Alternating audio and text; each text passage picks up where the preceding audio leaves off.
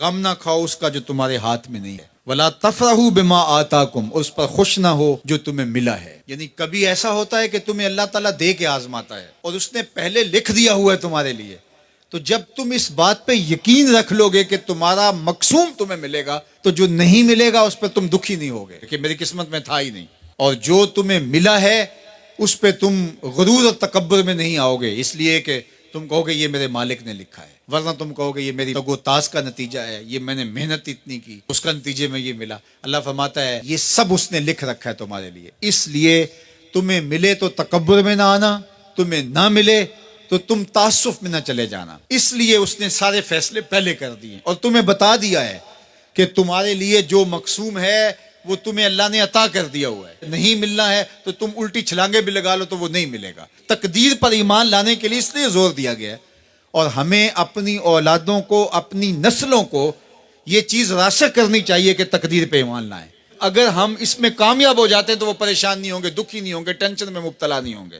میں اپنی بات آپ کو 100 مرتبہ بتا چکا ہوں کہ میرے والد نے اس حوالے سے مجھے اتنا زور دیا، اتنی دفعہ کہا کہ اللہ نے تو جو کتوں کا لکھا ہے اس کو بھی ملتا ہے، تم تو پھر انسان ہو، اور جو قسمت میں لکھا ہے وہ مل کے رہے گا۔ اللہ اکبر۔ ہاں، ہمیں محنت کرنے کا کہا گیا، ہمیں تگ و تاز کرنے کا کہا، جد و جہد کا کہا گیا۔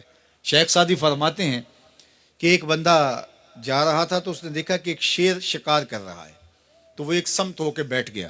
ایک لومڑی تھی جس کے پاؤں بھی نہیں تھے، ہاتھ بھی نہیں تھے، تو دل میں سوچا کہ مالک تو اس کو کیسے رزق دیتا ہوگا۔ تو شیر آیا، اس نے شکار کیا اور اچھا اچھا کھا لیا اور پس خوردہ چھوڑ کے چلا گیا۔ یہ رینگتی ہوئی آگے بڑھی اور وہ جو پس خوردہ تھا وہ چھچڑے وغیرہ تھے، کھا کے پیٹ بھر لیا۔ تو کہا کہ مالک تیری قدرتوں کے رنگ ہیں، تو نے اس کا بھی وسیلہ بنایا ہے۔ تو وہ کسی کام پہ جا رہا تھا، کاروبار کرنے جا رہا تھا، اس نے کہا مجھے کیا مصیبت ہے، جب لومڑی کو دیتا ہے تو مجھے نہیں دے گا۔ تو وہ آ کے بیٹھ گیا، گھر آ کے بیٹھ گیا کہ میں نہیں جو ہے وہ کہیں جاتا۔ ایک دن، 2 دن، 4 دن فاقوں سے گزرا، تو پھر حاطب سے آواز آئی کہ جو لومڑی کو دے سکتا ہے تجھے بھی دے سکتا ہے، لیکن لومڑی نہ بنو، شیر بنو، خود بھی کھاؤ اور اوروں کے لیے بھی وسیلہ بنو۔ ہمیں ترغیب دی گئی ہے، باقی جو ہمارے مقدر کا ہے وہ ہمیں ملے گا، ہر صورت میں ملے گا۔ تو اپنی نسلوں کے سینوں میں یہ چیز راسخ کرو، اور یہ راسخ تبھی ہوگی ہمارے سینے میں راسخ ہوگی۔ تو اللہ فرماتا ہے ہم کسی کو زیادہ دیتے ہیں، کسی کو تھوڑا دیتے ہیں، جو تمہارے مقدر میں تمہیں ملتا ہے، جو نہیں ہے نہیں ملتا، اور ہم نے پہلے لکھ دیا ہے۔ کیوں لکھ دیا ہے؟ کہ تمہیں جو ملا نہیں اس کی پریشانی نہ ہو کہ مجھے کیوں نہیں ملا، بھئی اللہ نے لکھا ہی نہیں تھا، بات ختم۔ اور جو ملا ہے اس پہ تم غرور میں نہ آ جاؤ کہ یہ مجھے ملا ہے، بھی اللہ نے تمہاری قسمت میں لکھا تھا، اس میں تمہارا کیا کمال ہے، اس نے لکھ دیا تھا لہٰذا مل گیا، اس میں غرور اور تکبر میں نہ آؤ۔ تو اللہ جل شانہ نے یہ ہمارے لیے خوبصورت نظام پیدا کر دیا ہے کہ اس کریم مالک نے، اس رحیم مالک نے ہمارے لیے سب کچھ لکھ دیا ہے۔